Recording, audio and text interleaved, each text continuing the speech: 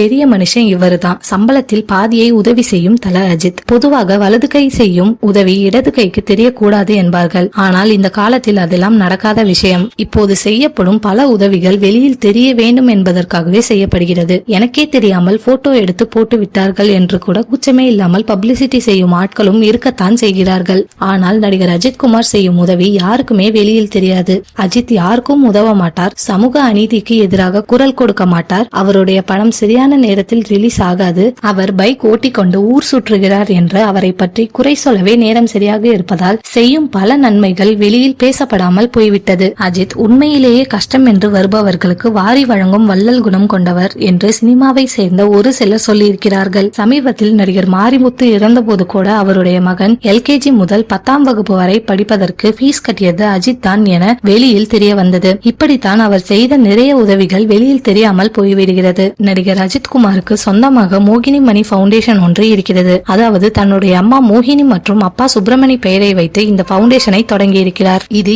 NGO ஆகும். அரசாங்கத்திடமிருந்து எந்த உதவியும் பெறாமல் முதியோர்கள் மற்றும் ஊனமுற்றவர்களுக்கு உதவி செய்யும் தொண்டு நிறுவனம். அஜித்குமாரின் சம்பளத்தில் ஒரு பாதி இந்த தொண்டு நிறுவனத்திடம் சேர்ந்து விடுகிறது. அஜித் அவ்வப்போது இந்த நிறுவனத்திற்கு குடும்பத்தோடு சென்று அவர்களுடன் நல்லதொரு உறவை மேம்படுத்தி வருகிறார். தான் செய்யும் உதவிகள் வெளியில் தெரியக்கூடாது என்பதில் அவர் ரொம்பவும் கவனமாக இருக்கிறார். எல்லா விதத்திலும் தனித்துவமாக இருக்கும் நடிகர் அஜித் இதிலும் தன்னுடைய ரசிகர்களை நெகிழ வைத்திருக்கிறார்.